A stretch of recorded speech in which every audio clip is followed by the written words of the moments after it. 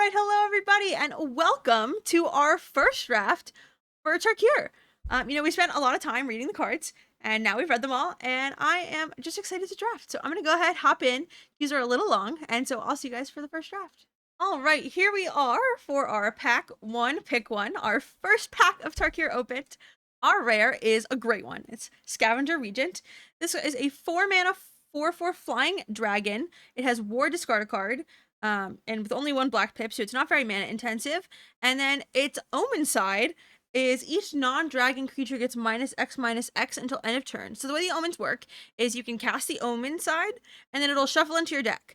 And so it's not like Adventures, you don't get to cast that and then catch the dragon. It goes back into your deck, but then later you possibly can either use the omen again, or you have the dragon side, and this card is great. A+, probably like in the top 20 cards in the set or something. Other cards that are in this pack, see if I can even remember what things do. Let's see, what does this card do? Flying 4/4, when it enters, it deals 2 damage to any target, and you gain 2 life. If a player's dealt damage this way, they discard a card. This card's pretty cool, but it is pretty mana intensive. Interesting, I thought fixing was going to be relatively easy to find, but it didn't even look like that pack had a single source of fixing, so that's interesting. So if we look at black, there's a lot of ways we can go with this. I have a tendency to not want to go into like some sort of aggro-y mobilized deck because we have a board wipe. Playing something maybe like one of the counters decks or something like that might be a little bit more ideal. We have this 3-mana Vigilance mobilized 3 creature. I do think this card's good. When this creature enters, put a +1/+1 counter on target creature. Okay, so 3 mana for 3/3 worth of stats, and then you can exile it to put a counter on something and double the counters. That also seems pretty good. We have the Mardu fixing creature and the Abzan fixing creature. There's also a green-white land. There's also Frontline Rush, which makes 2 goblins. But I think that's maybe more of an aggressive card. Oh. I think I'm going to take this Abzan Devotee. I just don't really know what direction I want to go in. Oh, wow. Okay, well, this is Rot Cursed Raksha. It's a 5/5 trampled Decayed creature. Decayed says that it can't block, but after it attacks, you sacrifice it at the end of combat. So it basically does 5 damage, and then its Renew effect, which means you can exile from the graveyard, is to do this effect, is put a Decayed counter on each of up to X target creatures, so you can make it so all your opponent's creatures can't block and get sacrificed after they attack. That seems really strong. I am kind of surprised to still see it in this pack. I'm curious as to what people took over it, but, we've got some good black cards already, so I'm going to go ahead and take that. Okay. So, I was pretty underwhelmed by all of these cards, but this was one of the better ones. It exiles target permanent mana value 3 or greater. Other options, Whale of War. This card's pretty cool. Creatures target opponent controls get -1/-1, return up to 2, or return up to 2 target creature cards from your graveyard to your hand at 3 mana at instant, which does seem pretty strong, but I don't know how many things there are with 1 toughness. Then there's Host of the Hereafter. This creature enters with 2 +1/+1 counters on it. When this creature or another creature you control dies, if it had counters on it, put its counters on up to 1 target creature you control. That also seems pretty good. I think I'm possibly interested in this, like, counter synergy. There's also Nightblade Brigade, which is a 1/3 with Death Touch that has mobilized 1 that surveils. That also seems pretty good. Maybe a Graveyard synergy might look better. I'm gonna go ahead and take this Host of Hereafter. Alright, so... Kish the Skimmer. Words aren't real. When a card leaves your graveyard during your turn, draw a card. It triggers only once each turn. It's a 2/2 with flying. We do only have black cards so far, though. Then there's Piercing Exhale. Target creature you control deals damage equal to its power to target creature or planeswalker. If you behold a dragon, you surveil 2. We do have a dragon to behold. I think I'm gonna go ahead and take this. It's a removal spell, which I think is a positive upside, definitely, and black-green seems like a pretty solid color combination. Green seems like it's probably pretty strong. Alright. Kin Tree Nurturer. 3 mana, 2/1 lifelink. When it enters, it endures 1. That's cool. I believe we compared this card to, like, Child of Night. Then there's Sagoop Pummeler. It's a 4/4 with reach. Exile it, put 2 +1/+1 counters and a reach counter on target creature you control. That seems pretty good. 4 mana for a 4/4 with reach that gives counters to something else. There is also this thing that fixes lands, which I do value taking Fixie really early, especially when we're possibly considering playing a lot of colors. But I do like this 4/4 Beast, and it does seem like it works pretty well with the cards we have so far. So I think I'm going to go ahead and take it. Okay. Well, it looks like black is the place to be because this card is great. This is 3 mana instant speed murder for anything but it costs more for a dragon. It's not even that it doesn't hit dragons, but it just costs a little bit more. This card's great. You know, I have absolutely am over the moon of taking a removal spell in pack 7. So we'll go ahead and take that. Okay, all of these dragons were pretty good, if I remember correctly. This one's 6 mana for a flying death touch creature. When it exiles, you can exile up to 2 cards from a single graveyard. And then its omen is put a +1/+1 counter on target creature and draw a card. That seems pretty good. Oh, but there's another removal spell. I think I'm gonna go ahead and take the Piercing Exhale, which is the bite spell. I just value having a lot of removal, especially when there's tons of things that you want to kill, like in a powerful set like this. Okay, beginning of combat your turn, put a +1/+1 counter on another target creature you control. That's pretty good. I don't know how good the Drain 2 effect is in Limited. We have one way to pick it up. This creature enters, exile up to 2 cards from a single graveyard. I think I'm going to take this Loxodon Battle Priest. I don't know if I'm going to consider playing white, but you should always consider it, so. I think I'm going to take this Mardu Devotee. I'm kind of shocked to see this Frontline Rush have come all the way around, but Mardu Devotee does fix the colors that we're in if we end up playing white. Go ahead and take this black card. When this creature dies, you make a 2/2, so it's a 5/3, and then when it dies, you get a 2/2, and then for a black, you can exile it to put a counter on something, which is kind of cool. I don't know if it'll make our deck, but it seems decently strong.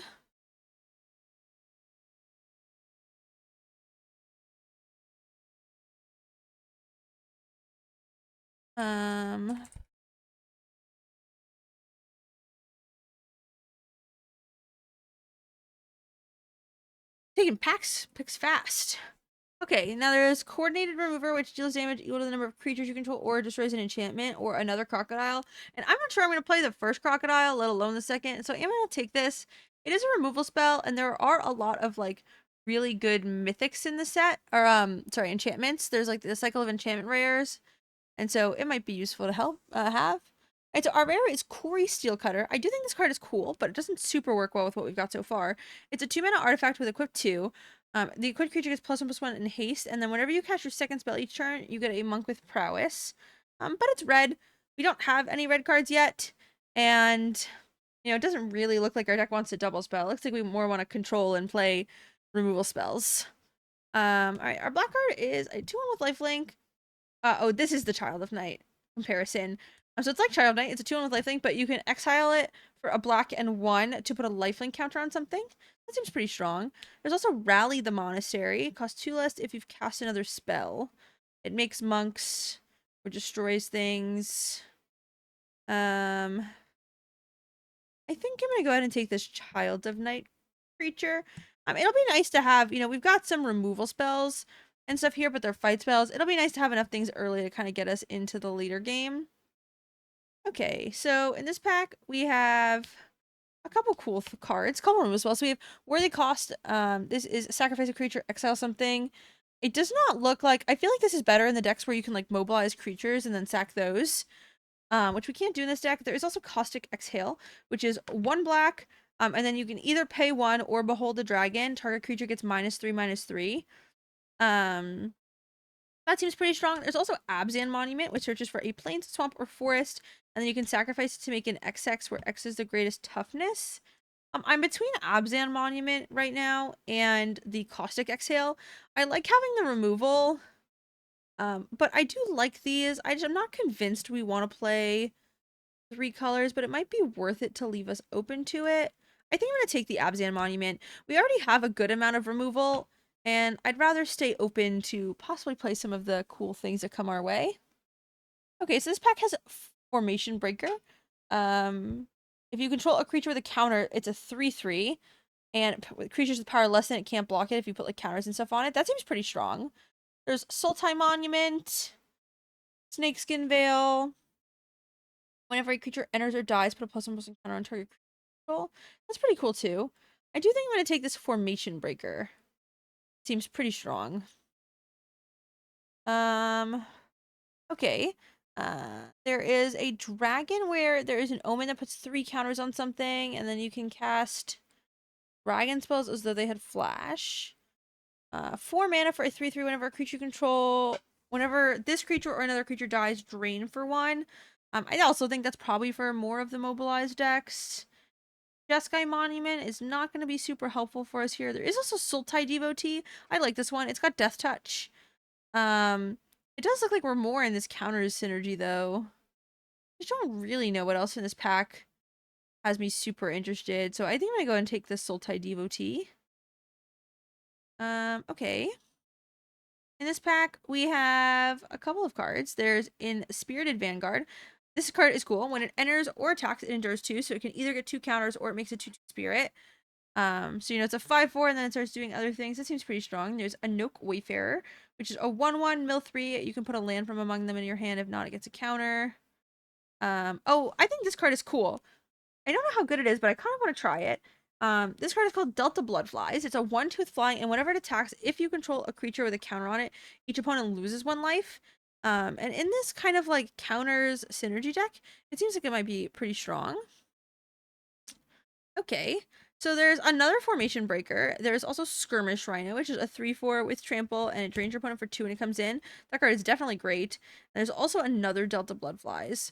We have done a pretty good job of getting 2 drops, which almost makes me want to lead towards the Skirmish Rhino.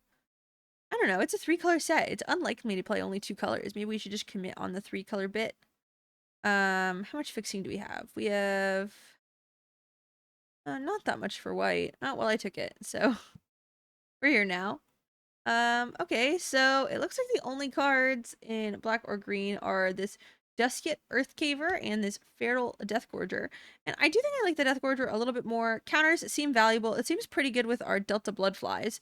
It does draw a card, and it does also give us another dragon to behold for like our piercing exhales and stuff, which seems pretty good. So I think I'm going to go ahead and take... Yeah. Oh, there is also a Mana Rock. I missed it. Not fast enough. All right.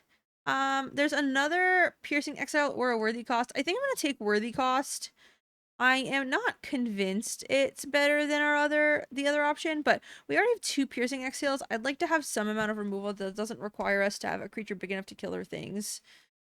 Okay, we have Unburied Earthcarver, sacrifice another creature, put a counter on it, or Cruel Truth. I think I'm gonna take this 2/2. I don't know if it's making our deck. Our deck does seem like it's pretty strong. I'm going to take the Blossoming Sands. I think I value the fixing to possibly play the extra color more than I value any of the other options.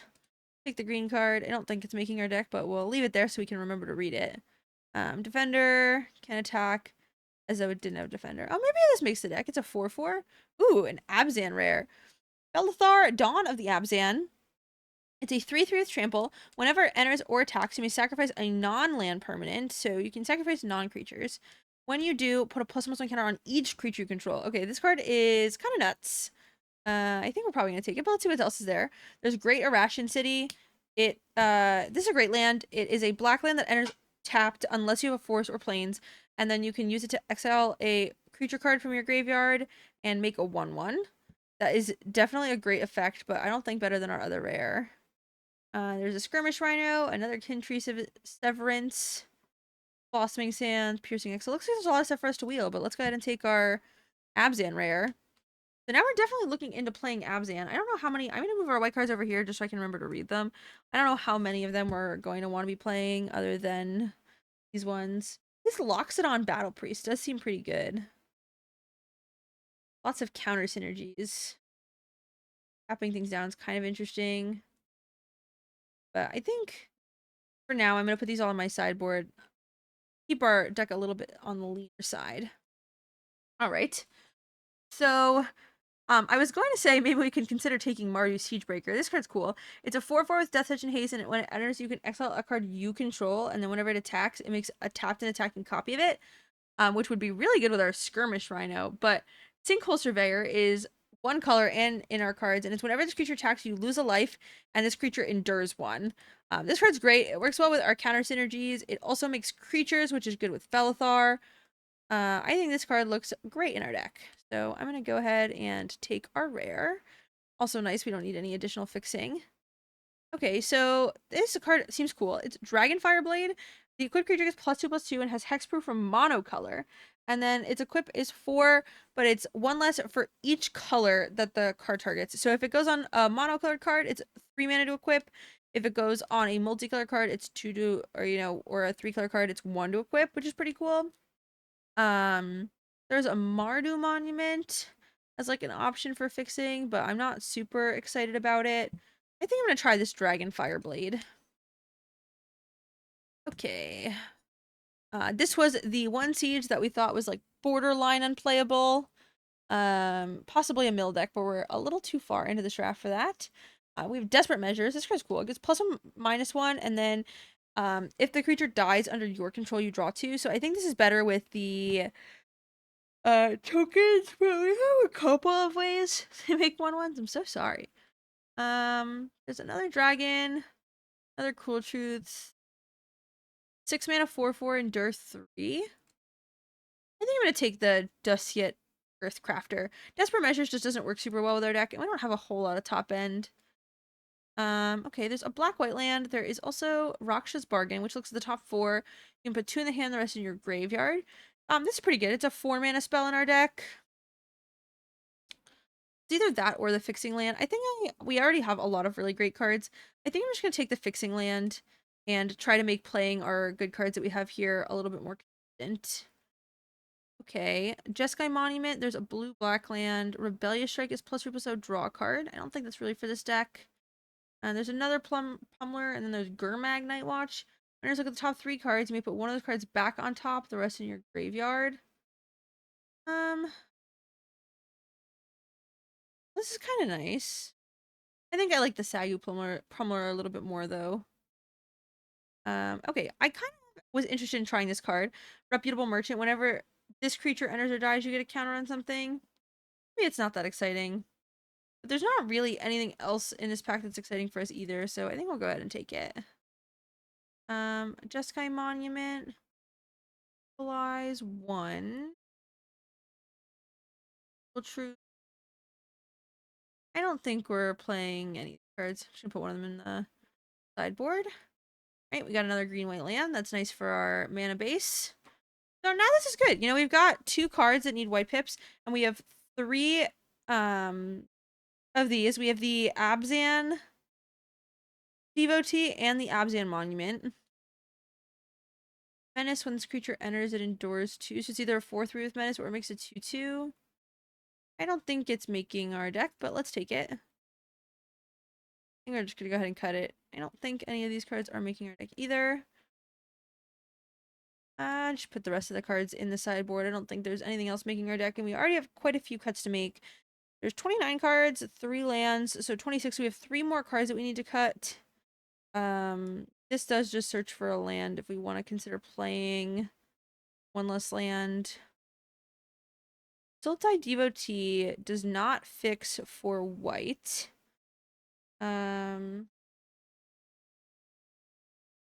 So if we want it, oh my gosh, I'm so sorry. I need to wake up. I'll have to go get a coffee after this one. Oh, we've worked on our vault. Okay, so Sultai Devotee is a 2/1 with Death Touch. We do already have a lot of 2-drops.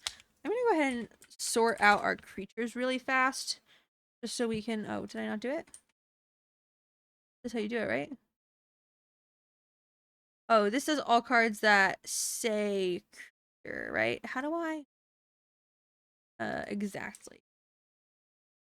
Nope, that's if it says it. I didn't listen. Type. I don't remember how you do this.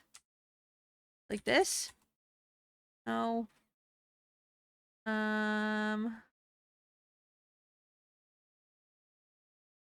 I will remember. Type, subtype, or super.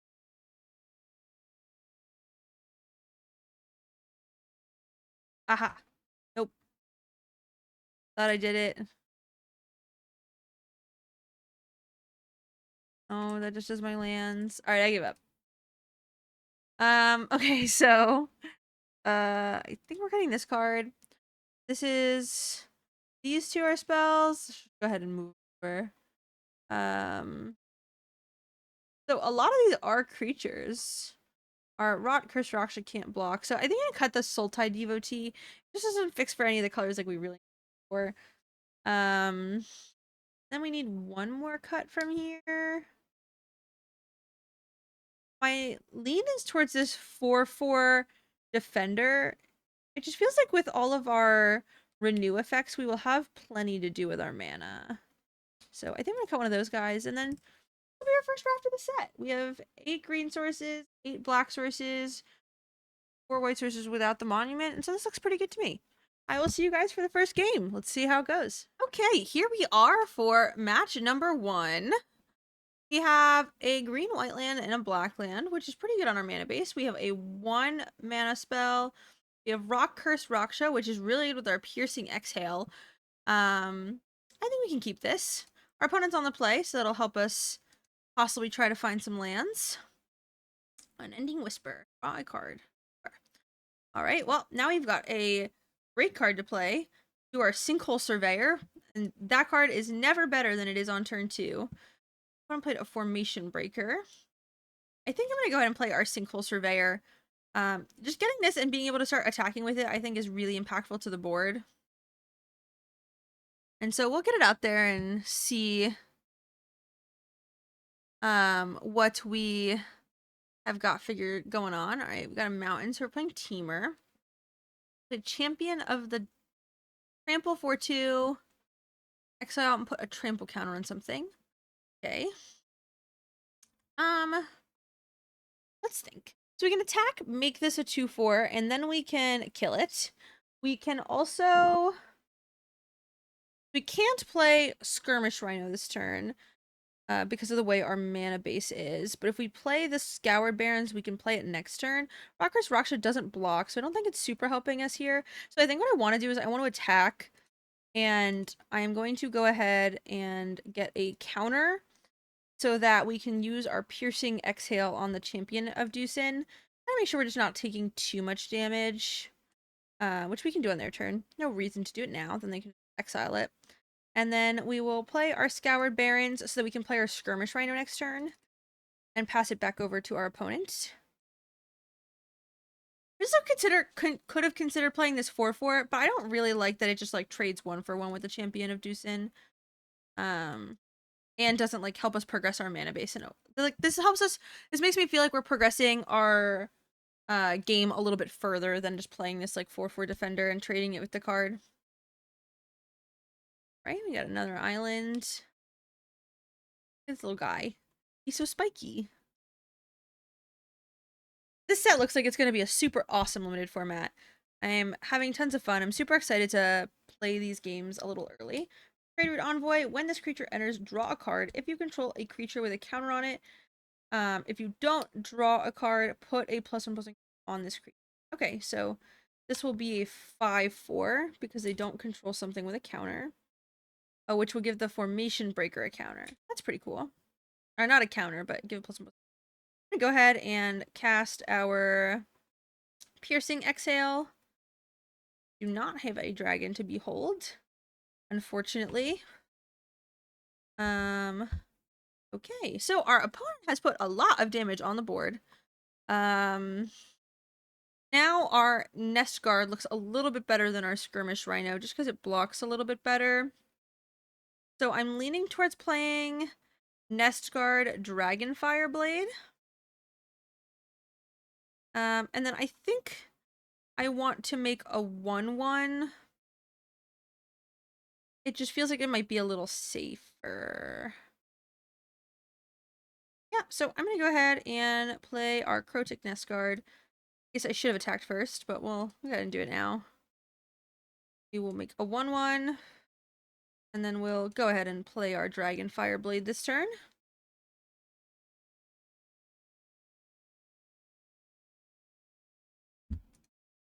Alright.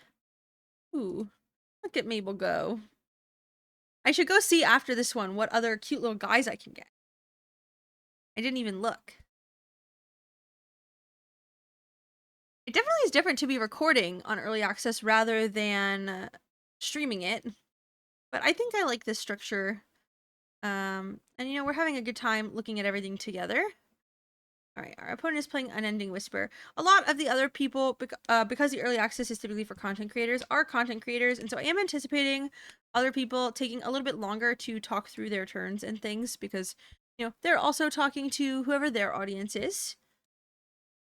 Okay, they also have a Piercing Exhale. They're going to kill our Sinkhill Surveyor.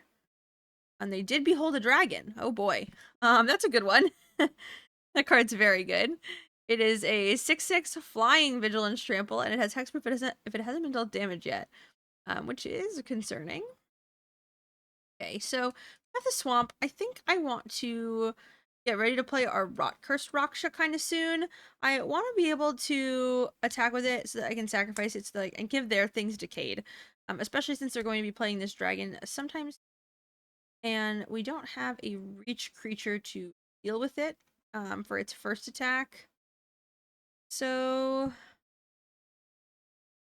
I think if we play Skirmish Rhino this turn, we can also play our other spells.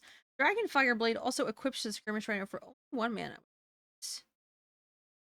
I want to play the Skirmish Rhino pretty well on our mana this turn. And then I don't want to attack.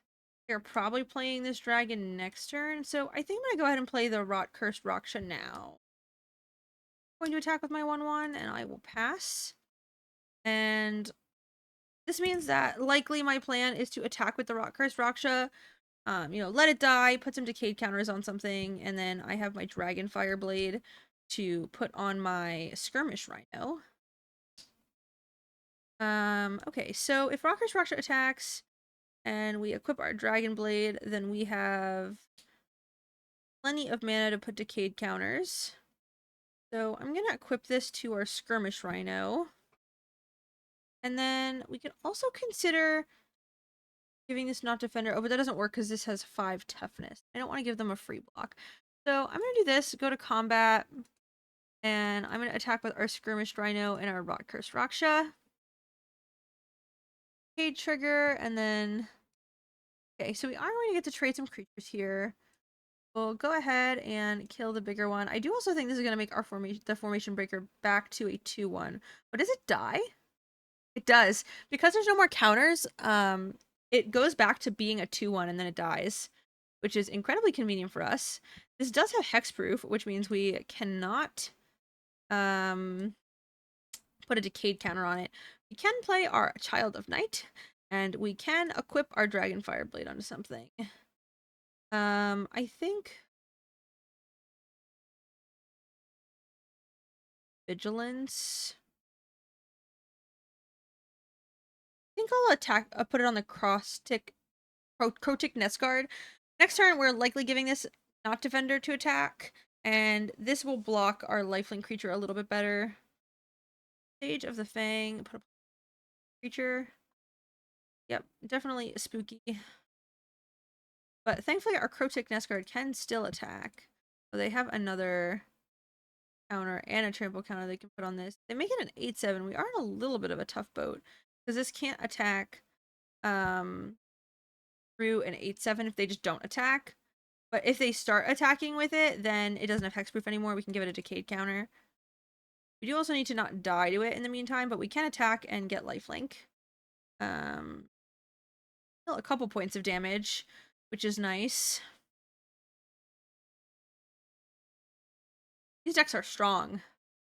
Doing a lot of stuff. Ugh. Eat an M&M.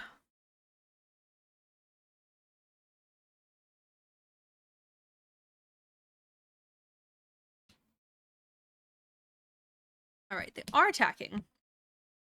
So, hexproof removed. Ooh, a reach creature. I wonder almost if we want to cast this as a 7/7.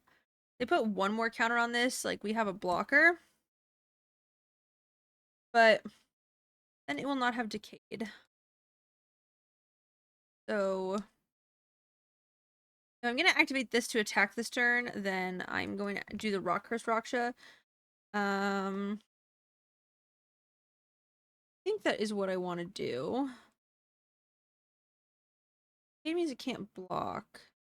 So what if we just like played this? If we make it so it can't block and then attack with everything. Okay, I think this is the move. I have not had fully enough time to... Oh, wait, we can put 2 decay counters. Oh, they're dead. Wait, are they? Do I have enough mana? 1, 2, 3, 4, 5, 6. So I don't have enough mana. Only do 1. But that's okay. So we're gonna put a decayed counter on this, which means it can't block. We were 1 mana off of killing them this turn. Then we will activate this and attack with everything. Now, if they attack, it dies. It won't be able to block. And we're gaining 2 life going to 12. So hopefully that's just enough life to keep us alive.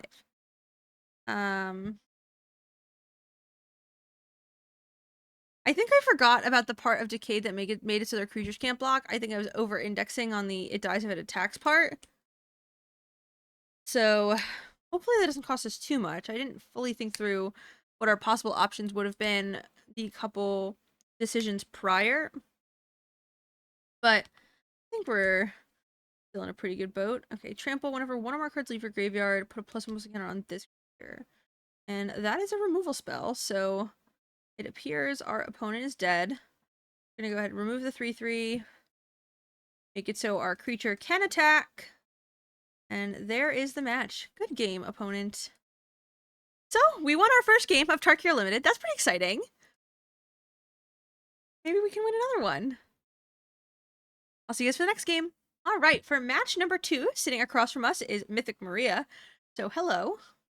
I'm excited to play some Magic. That being said, our hand, not ideal. We don't have any black sources. Our hand is very good if we draw a black source. But we're on the play, and we have literally nothing to do if we don't draw one. And so I do think we're going to be forced to mulligan. This one's a little better. It has Abzan Monument to find a black source. It is still slow, but I think we will keep this one. Because we're finding the black source, we will be able to cast our Skirmish Rhino on turn 3. I think I'm going to bottom this Worthy Cost. We already have a removal spell. We don't really have anything to sacrifice with it. Go ahead, play our planes, and let's give a good old hello. Alright. Play our Abzan Monument, get our Swamp. Games are so friendly in early access. Right, so we have our Swamp with a plan to play our Skirmish Rhino. A great turn 3 play. Rain her 2. Looks like we're in similar decks.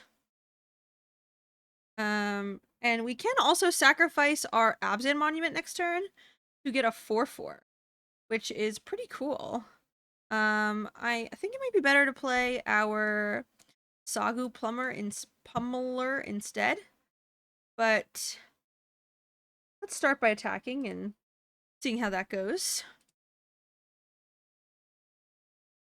What's nice about the Sagu Pummeler is if it dies and we exile it to put counters on something, then our Abzan Monument can possibly make an even bigger creature. Wow, Abzan Monument's sacrifice ability is very strong. Oh, I forgot to look to see if there's any cool dragons. Look how cool this is. I'll try to remember between games.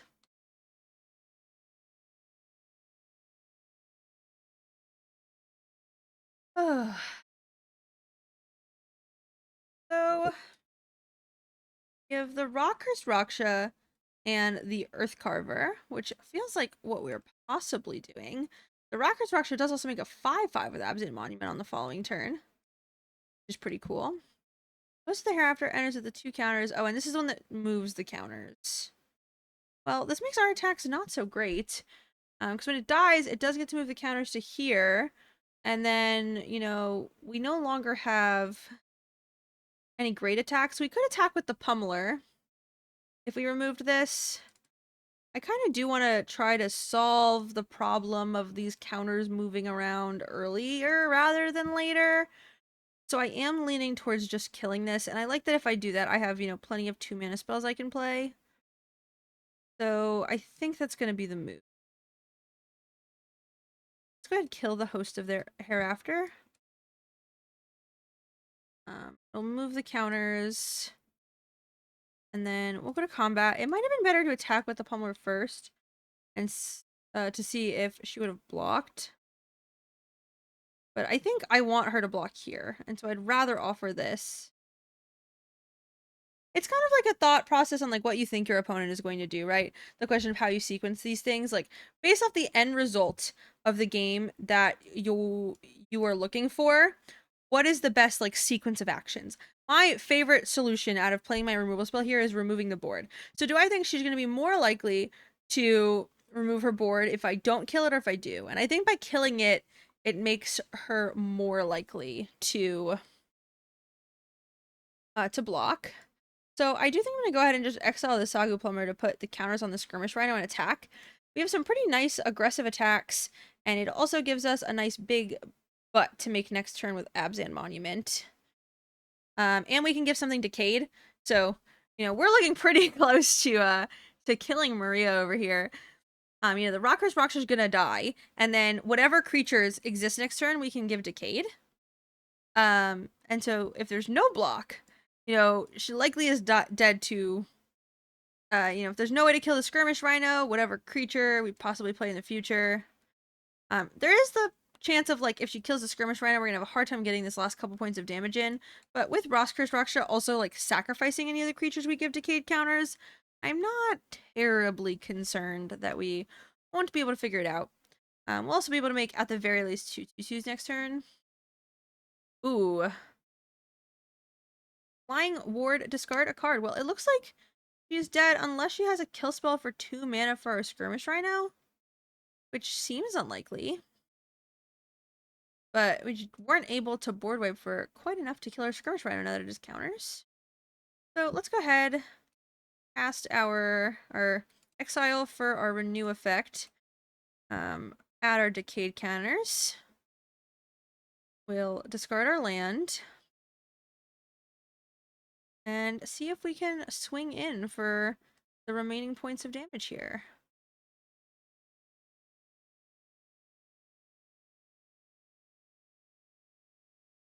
Snakeskin Veil. Okay. So now it can block, but I think that's okay. The Regent cannot. Right. Clear a creature out of the way. Play our Unburied Earth Carver. Pass it back over.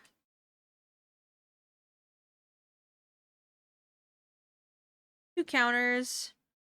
It will die if it attacks, so I will take the 6 damage, and my guess is this is Maria going down swinging. Let's show her our Regent too. And we'll go ahead and attack in for the rest of the damage. Alright, good games.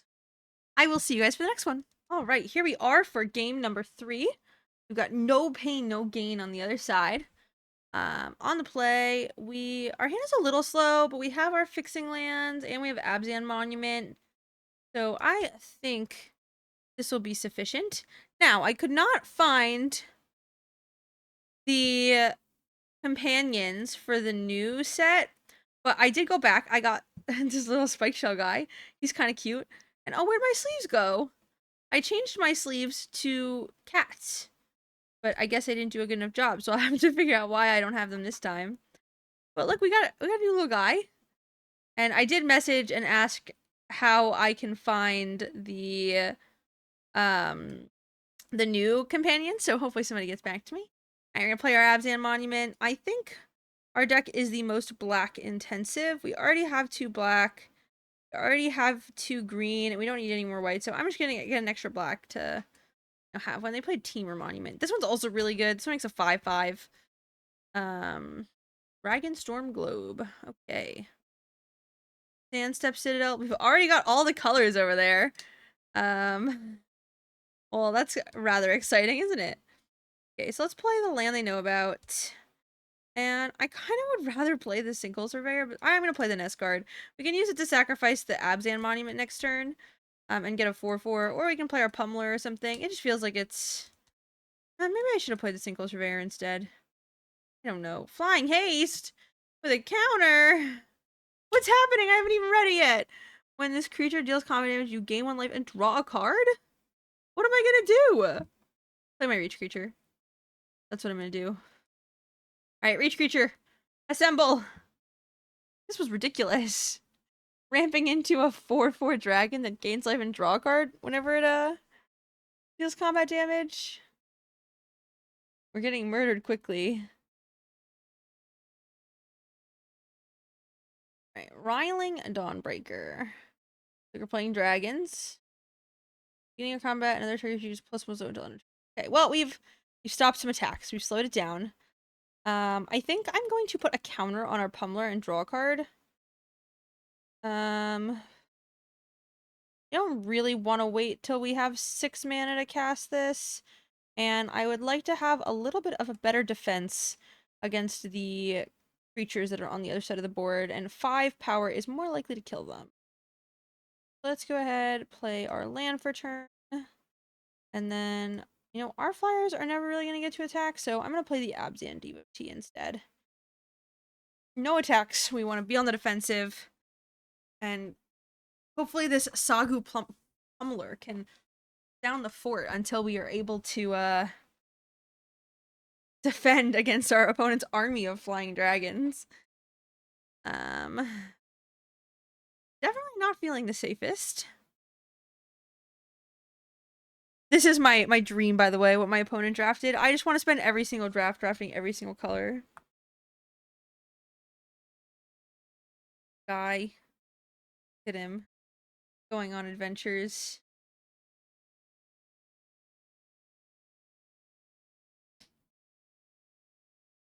Having way too much fun with this little guy. Alright, so... you have enough mana to make this 5/5 this turn, but I guess that doesn't help them too much.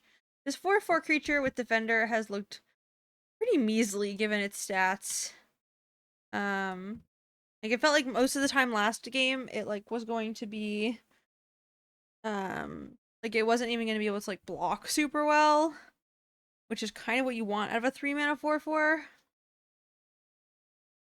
I think we're probably playing our Adorned Crocodile next. Put the counter on the Shrine Keeper, and they are attacking with it. This makes sense. They can start attacking with other flyers, and I think we are forced to block. Thankfully, this can put counters on another creature and give it reach.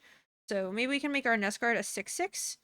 And then, you know, we'll have another reach creature to block. Lion Wave. Creature from your hand. Okay, I see. We're gonna get the Flying Haste Dragon back. Pain in our butt, but okay. Right, so I think I would like to renew this and get a flyer. This has haste, so we don't really have time to do anything else. I would have liked to have played something with it. It would be nice if the Host of Hereafter would be able to be played when we had more creatures. But I think we would like to not die very quickly to a lot of dragons. Our option is giving our Nest Guard this giant arrow on it and passing the turn. Now, next turn, we can play 2 spells. Whether those 2 spells are the Crocodile and the Surveyor or some other combination. Uh-oh. Well, we can't take attacks for free. So we need them to have it. Alright, so they did just attack, which I'm assuming means they're going to kill us with some other thing. Enters target instant first regains Harmonize. Oh, that's cool. But they still have to pay for it, right? And they don't have the mana to? That was one of the things we said was going to be a problem with this. Because I'm fairly certain with Harmonize, you can only discount it by colorless. Yeah. So I guess it will also have Harmonize next turn, but that is not going to assist in killing our Crotic Nest card. I have a feeling that was a mistake, but... or that they thought they could. Not that it was a mistake, but that they could cast it. maybe there's not much else they can do. All right, so I do think I want to play this Host of Hereafter. The main reason being that I don't want to lose the reach counter. I want to make sure that the reach counter is kind of in the rotation of my cards. And so I think I'm gonna go and play this, and that probably means I'm also playing the Sinkhole Surveyor. I could also play this Curse Raksha now. But I think creature or another creature you control dies if it counters on it, put its counters on up to 1. So I don't have to put its Decayed counter anywhere. I guess it decays a trigger, it's not a counter. Or we can play our Sinkhole Surveyor. I think we're just gonna get the Curse Raksha onto the field. It seems like it's probably a little bit stronger. Sinkhole Surveyor has a hard time doing anything by this point in the game. So hopefully Curse Raksha can attack and then like put Decayed on a bunch of things and then we can kill them. Would be, I think, a nice goal to have.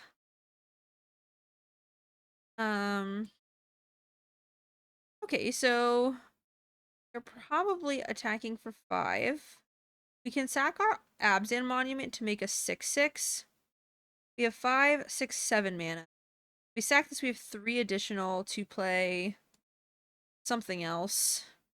Or we could play our Adorned Crocodile and another 2-drop. Seems like it might be a little bit better for mana efficiency. Alright, so let's go ahead and attack with our Curse Raksha.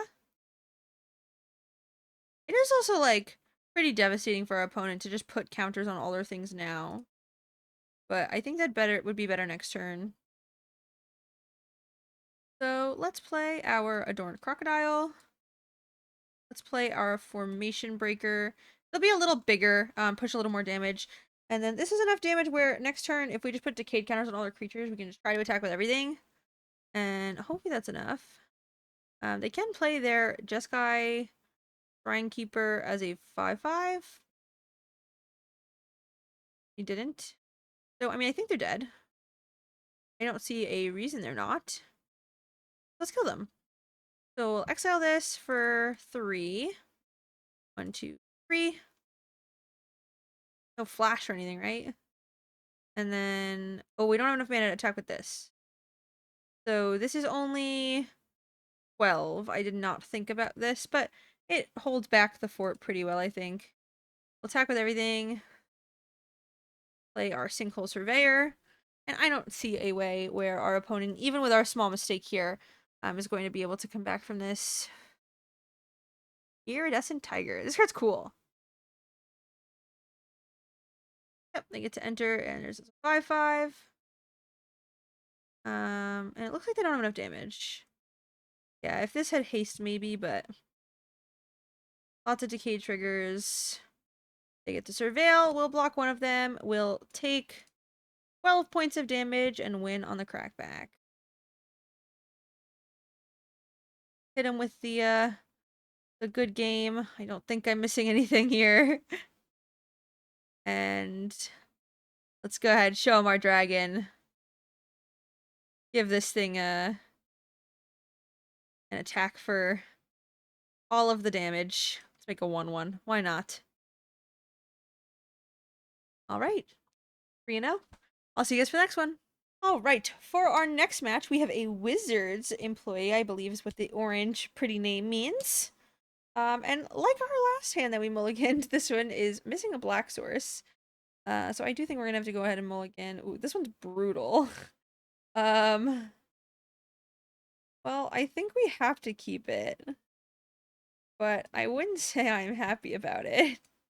Delta Bloodflies is definitely a card that's better earlier, but we have to play Abzan Monument to get a swamp. We really wouldn't like to draw a swamp, because we already have, plenty of lands. We would like to draw some non-land cards, so hopefully we can do that. Oh, I forgot to open my mail. They did tell me how to fix my companion issue, so we'll be able to get our companion afterwards. Okay, the good thing about the Host Hereafter is that once we get our swamp, we can play our Delta Bloodflies into our Host Hereafter, and then that's a pretty good combination of cards to play for our game. Roiling Dragonstorm. Draw 2, and then discard. Oh, the value dragon decks look so cool.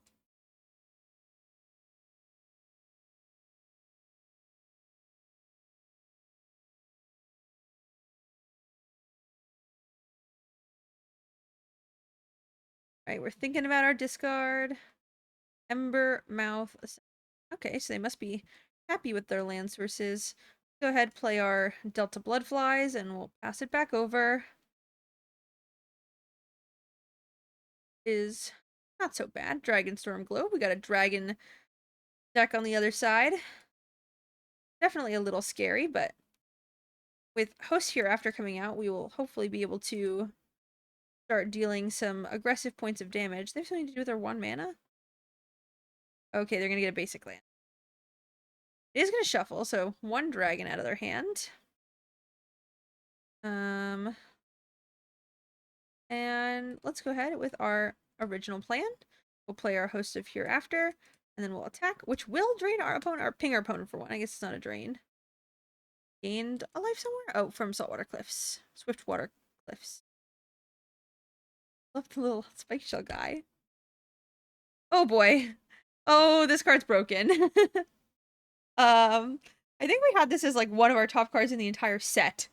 When it enters, you get to exile a card from your graveyard, copy it, cast the copy, and it's a 5/6 Flying Vigilance Dragon, which, you know, we currently have no way to kill for 5/6, so, you know, one of the unfortunate parts of our not so great hand we had.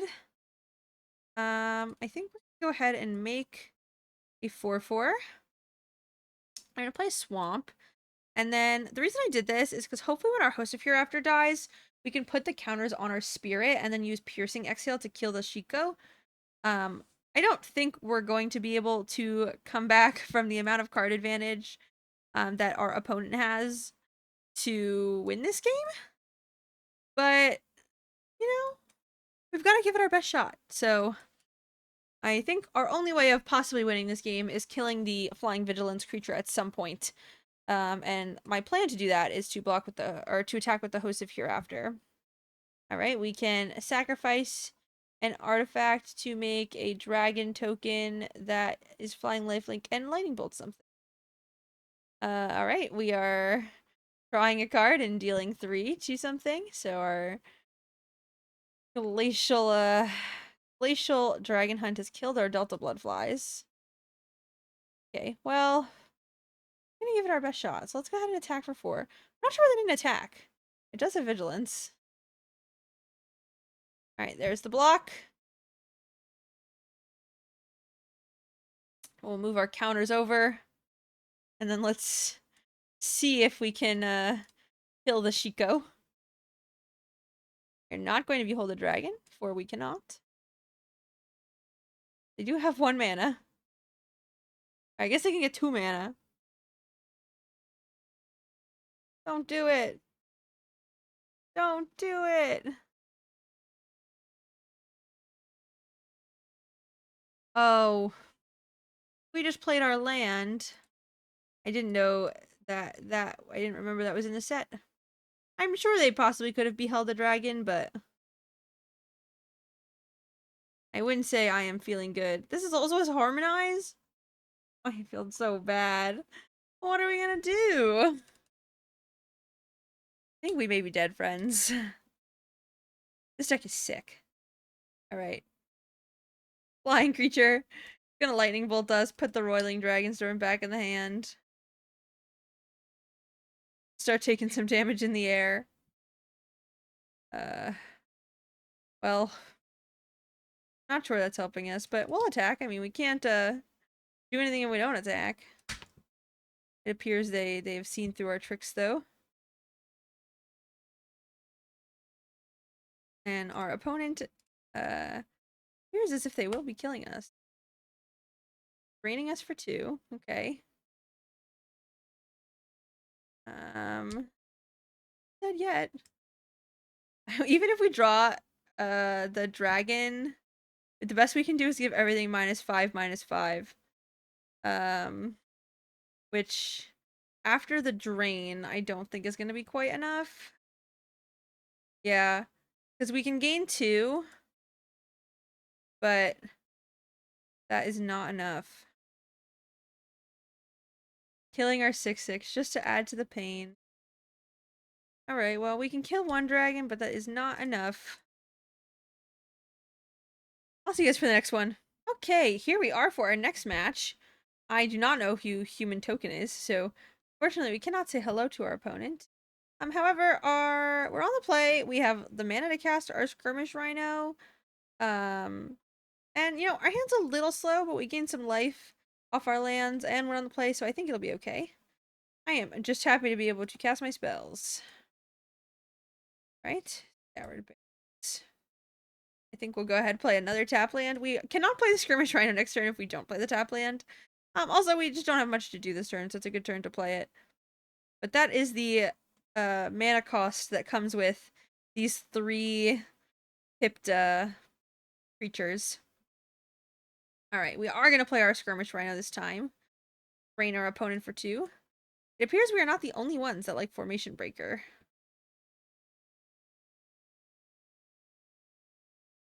Look how cool this one is. Gold. I forgot to open my mail again. And I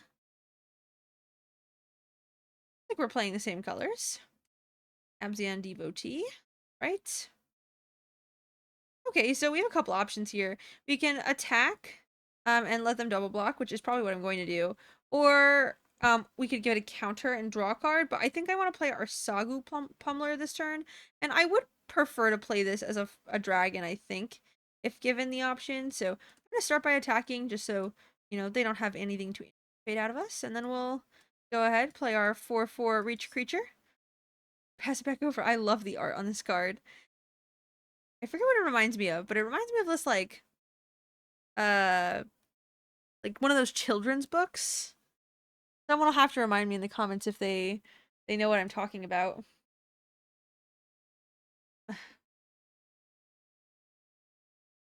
Early access means we get 1 day to play the new format to record lots of videos, and so I'm going to be drafting for a long time today. All right, our opponent attacked. I think I plan on attacking, playing my tap land, and playing this Sagu Pummeler. Yeah, I think I like that. It's definitely just the most mana efficient plays by a lot. There's no reason for us to play any of our other spells. They don't really have anything that we would want to remove. We don't have anything we would want to sacrifice to our worthy cost. And we could not play the Adorned Crocodile because of the tapped land, and so Sagu Pummeler just really seems like the most efficient thing.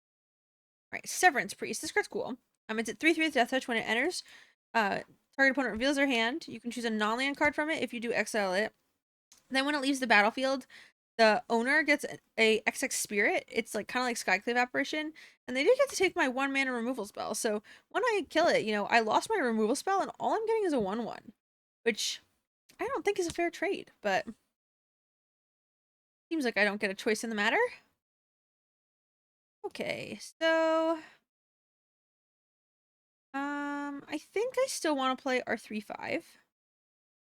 I'm just deciding if I want to like make attacks or something first. And I think I want to continue to be aggressive. I think we have every right in this game to be as aggressive as we want to be. So I'm going to make pretty aggressive attacks. They get like 1 decent block, but none of them are particularly good. They are going to trade off for our Sagu Pum. Play our land, and we will play our Death Touchy Dragon. And I am going to exile some cards from our opponent's graveyard. Let's exile the... I did think about the fact that there is something that gets back instants or sorceries, but I think most of them touch blue. And so I don't think there's a use case for keeping the creatures in the yard against an Abzan deck. But against blue, it might be better to exile... exile other things. Yathian Tomb Guard. I did a set review and I read every card, and clearly is a little overwhelming because I don't remember all of them. 3 mana, 2/3 menace. When a creature you control with a counter on it does combat damage to a player, you draw a card and you lose life. Okay, that's cool. Alright, they're putting some cards on some things. And vigilance and tremble until end of turn. Okay. So I have to decide if I want to trade with this. They get 1 less card if I trade with it. And our creatures do both have death touch, so they will both die. And you can put counters on our Skirmish Rhino and start attacking. I think I'm gonna trade.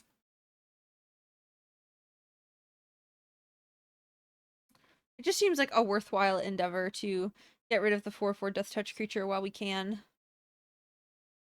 Ooh, Host of Hereafter. This is a great card. Is it the best card for it here, though? I don't think so. Our opponent is getting pretty close to dead. I do think I'm just going to exile the Sagu Pummeler to make this a 5/6 with trample and attack. Plan? Just with this. No reason to lose the 1/1. They don't really get any great blocks. We can make it even bigger next turn, and so they're going to need to find something pretty strong here to... Oh, they did get to draw a card, Severance Priest, anyway. But they're going to need to find something pretty strong to prevent us from winning the game next turn.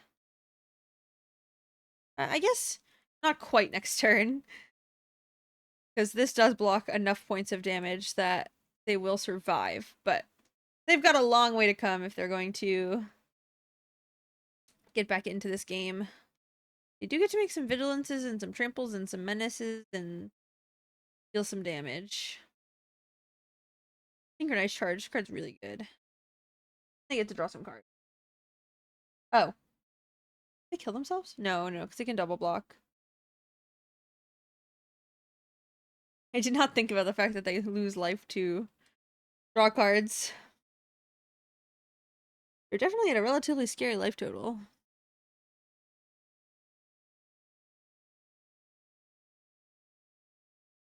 Counter draw a card? Well, now it's big enough to block our Skirmish Rhino. Ooh, Piercing Exhale.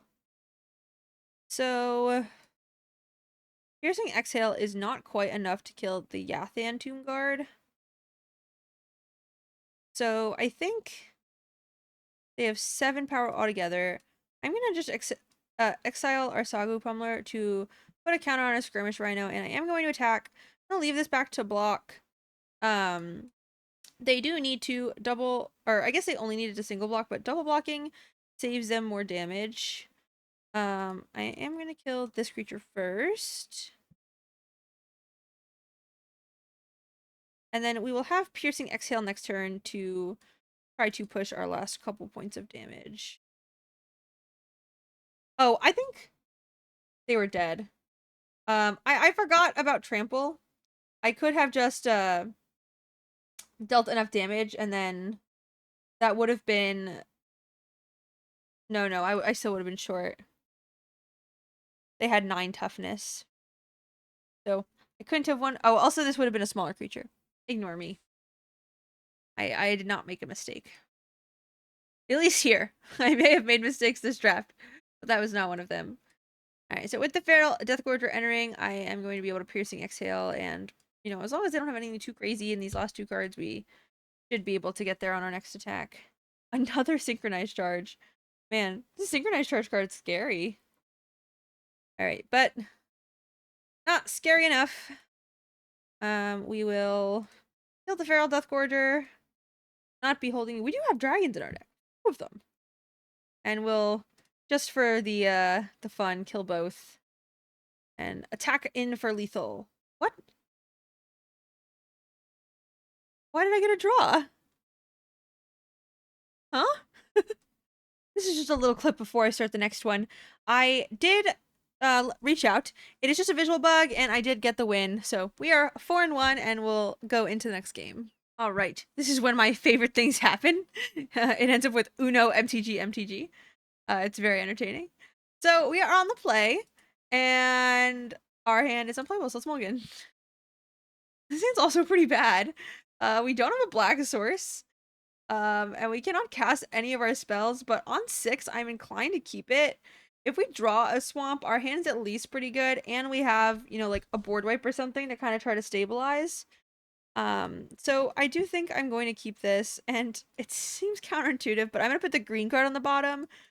Because we only have 6 cards, I don't really want to keep our 6-drop, and there's a chance we should have mulliganed to 5, but you know, Abzan Devotee can help us cast our Exude Toxin, and so hopefully we'll just draw a way out of it. I did figure out everything, so here's my little dragon. I got it. And look at my cat sleeves.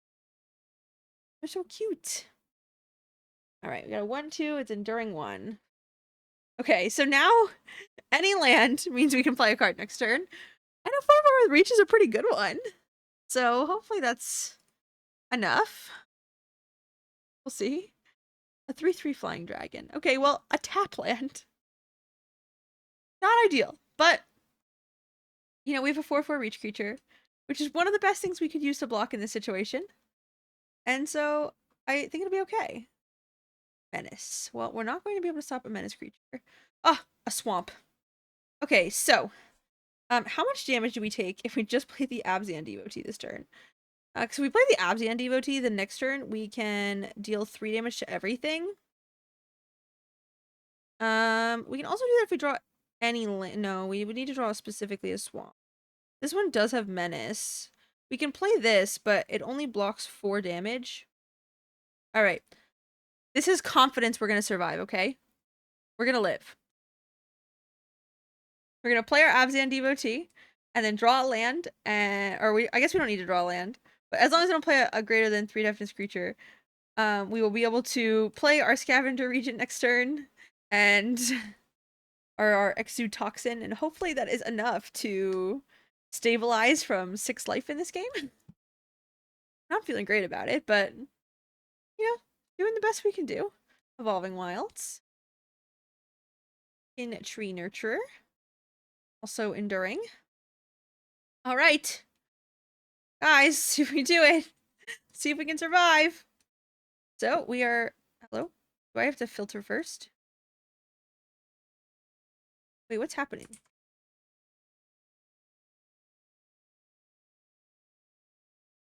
Am I missing something?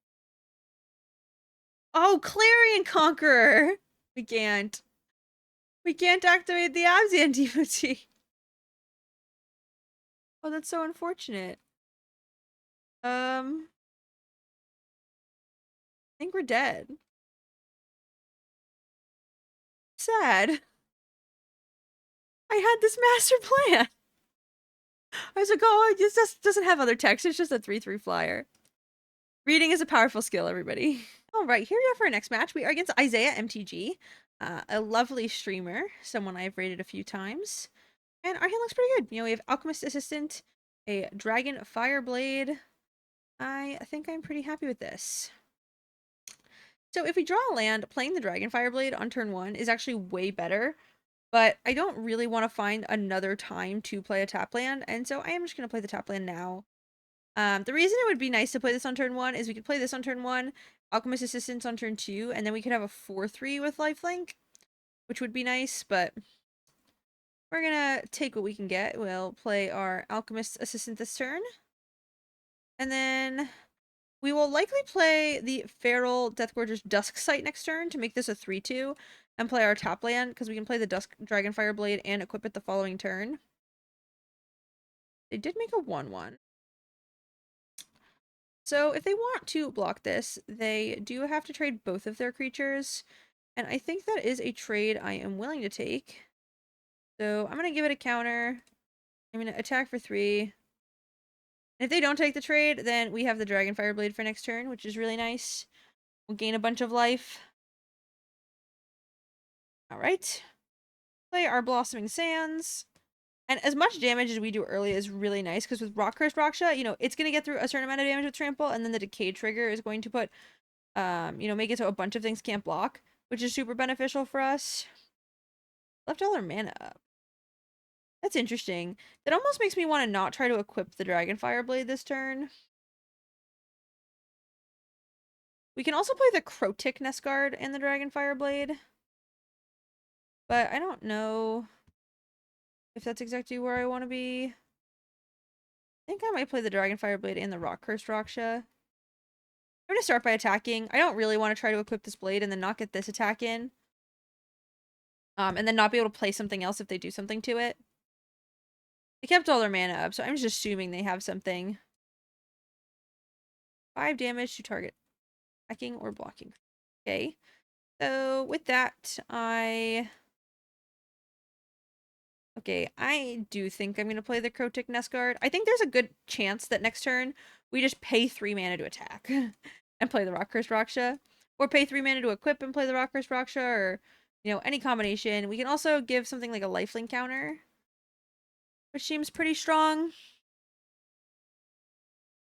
A lot of things we can do. There's a lot of decisions in this. The nice part of this format. Ugh. Oh, I need to get caffeine after this. I think I've said that every game. Just tired. Alright, scan Skitter Outrider.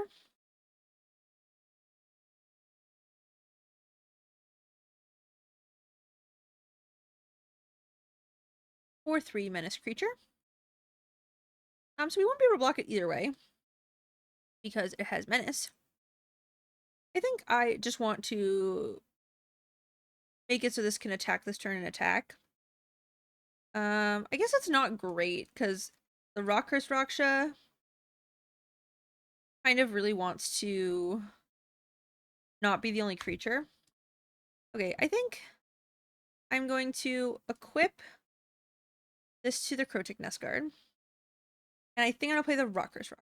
I could have also given it lifelink, but I kind of want to get this out on the field so that I can start considering when I'm going to like give everything decayed counters.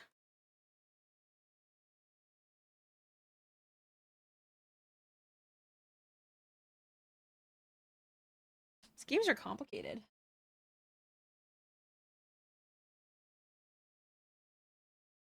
Ooh, this one's pretty.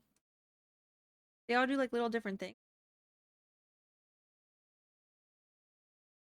Giving it a counter. Alright. A 5/4. Abzan Devotee. Life. Alright.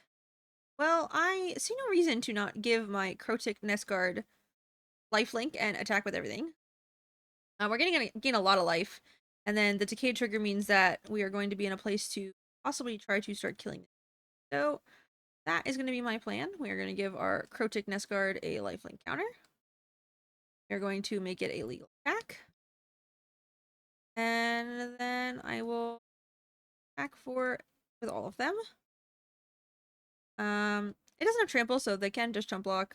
Abzan Devotee is a good chump block because they can get it back, but they do take 5. We'll go ahead and play our land. We want to be able to decay literally everything on the board next turn. The awkward part about the Crotic Nest Guard is that we do have to pay for it to attack. So, like, even if we play a land, we can only decay 2 creatures and let this attack. So I will probably decay their entire board rather than attack. Elspeth!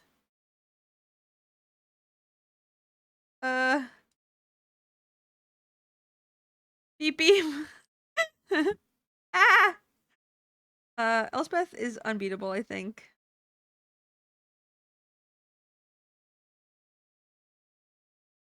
We can give these decayed and kill Elspeth.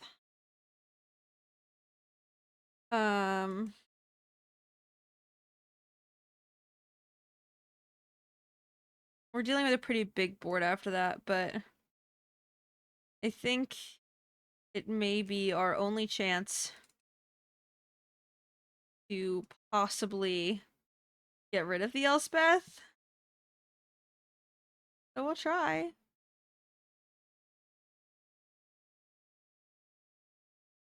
Really unfortunate that we couldn't use our decay trigger in like a better way. Ugh. Elspeth.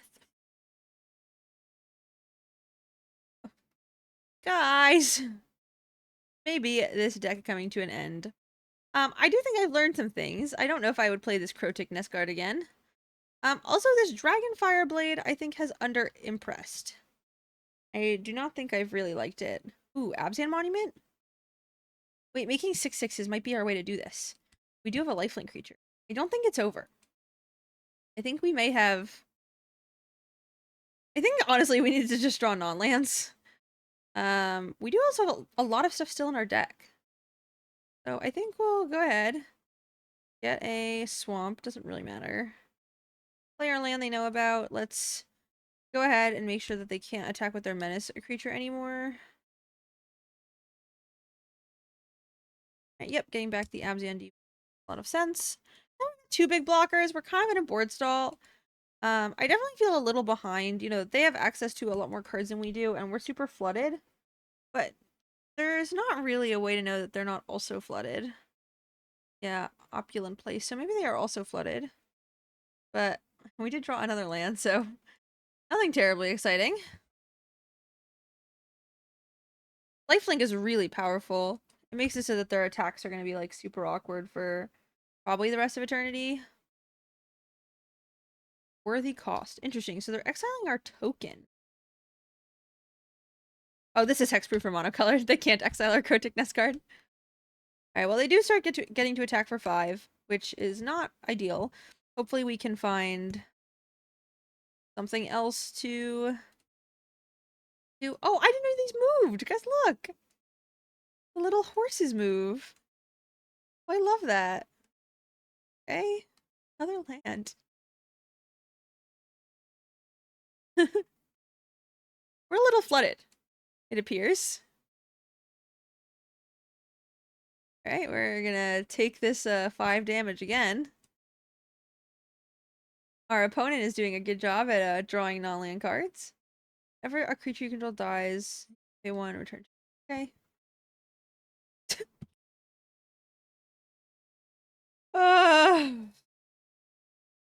We may just be dead on like the whole board at this point. Not much we can do when we don't draw cards we can play. It is awkward for them to attack with everything because we do gain 6. But they are nearing the point where they deal more damage than we gain. Like if they attack with everything here, right of renewal. And they're getting their Elspeth back to their hand. Oh, well, we're just dead. Everything gains flying. Well, that didn't feel great. We died to Elspeth twice after Whoa, look how many non-land cards we have. We've seen 1, 2, 3, 4, 5, 6 non-land cards the whole game. Well, it's a part of life. I hope you guys enjoyed this video. I am going to do as many Tarkir drafts today as I am capable of to hopefully give you guys as much Tarkir content before it comes onto Arena as possible. Yeah. Thank you guys for watching. The best way you can support me is by liking, commenting, and subscribing. And I will see you guys for the next draft.